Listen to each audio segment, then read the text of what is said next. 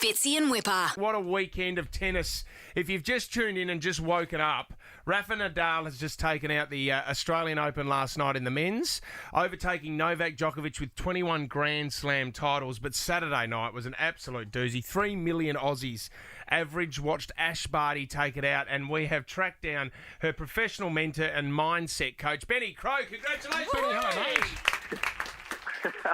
Thanks, Fitzy. Thanks, Wippa. Hey, you know, the whole country, wasn't it? it was just so good. It felt great. And Benny, you know what? We were thinking about you because there was moments when she was 5-1 down in that second set. There was a moment when you thought, and I'm sure you obviously know more than where we are, I'd love to know where her mind's at right now. Is she digging deep or does she just stick to the plan? What do you know about what she would have been thinking? Yeah, she's pretty good at realising no one point is more important than the next. They're all worth 1 point, right? So if you just keep chipping away, finding a way, adapting, changing things up and so forth. Obviously, when she was 5-2 down in the second set, she's trying new things and being a bit more aggressive and then just looking for an opening. And obviously she found it. And I think Rafa's the same. You just never, ever give up in competition or in life. And I think she kind of proved that on Saturday night as well. It was quite extraordinary, the comeback. And she was also accepting, okay, if it goes to a third set, it goes to a third set, but she was never going to not keep trying, if you like, and obviously it paid off. Benny, the thing I want to ask about is it's harder for her in Australia for the Australian Open because the crowd's behind her. We know how vocal Australian crowds get. It was actually quite, with the Sue that was going on quite a bit throughout the whole tournament. I mean, it was putting off a lot of players. But for Ash, the pressure is magnified by 100 because everyone expects her to win. So were you coaching her through that leading up to the tournament? Like, when she feels that pressure, because there were moments there where I was looking at her going, oh, my God, I feel uncomfortable. She's 25. Like watching this, it's just unbelievable. Where does she take herself in that moment? Like, what do you train with her to do in those moments? Yeah, she's become magnificent of just kind of accepting the things she can't control and focusing back solely on the things she can control and the best version of her. Pressure itself as a construct doesn't actually exist unless you're focusing your attention on something you can't control. And the one thing she can't control is the outcome, the expectations of outcome, because no one can control the future, right? But all expectations of others.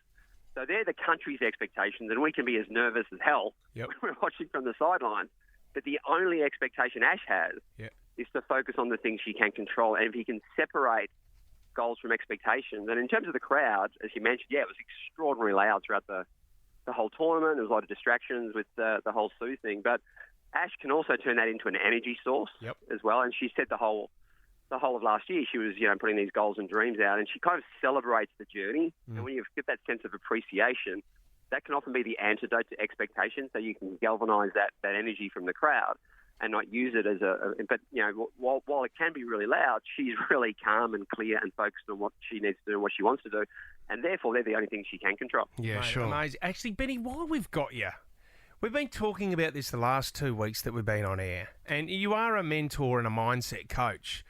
Mate, just this year it's been really hard, and I don't know if you've been getting this question quite a bit, just to get back into work. The word that we've been using is languishing, and people have this brain fog, and they don't know, the most simple task that we have in life, it feels like it's taking us so much longer to get there, Benny. You would work with sports people doing this as well, but how do we get out of this rut?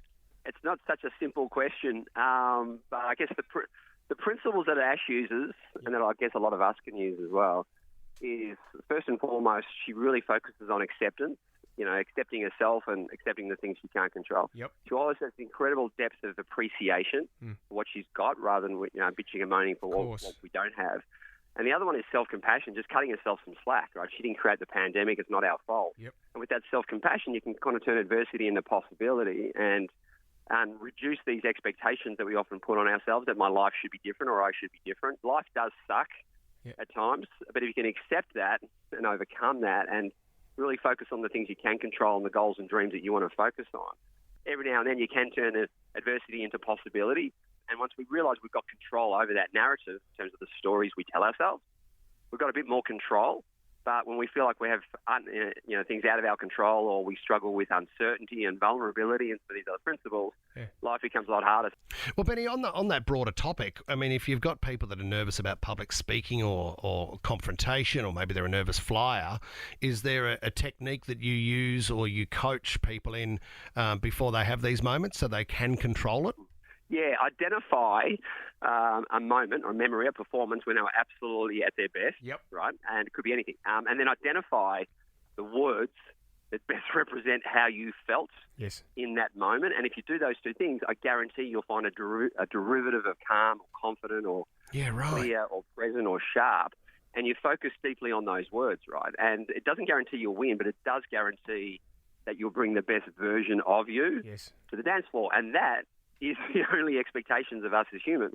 Confidence doesn't come from results because you can't control the outcome of a competitor or pandemics or whatever. Confidence comes from two places only: training, skill acquisition, and mindset. They're the only two places. So it's either a skill set issue or it's a mindset issue. Love that, Benny. So work on the training, the core skills of whatever your craft is, and then work on the mindset and the words that best represent you, and kind of just stay in that place and, see what happens. Benny, just quickly back to tennis.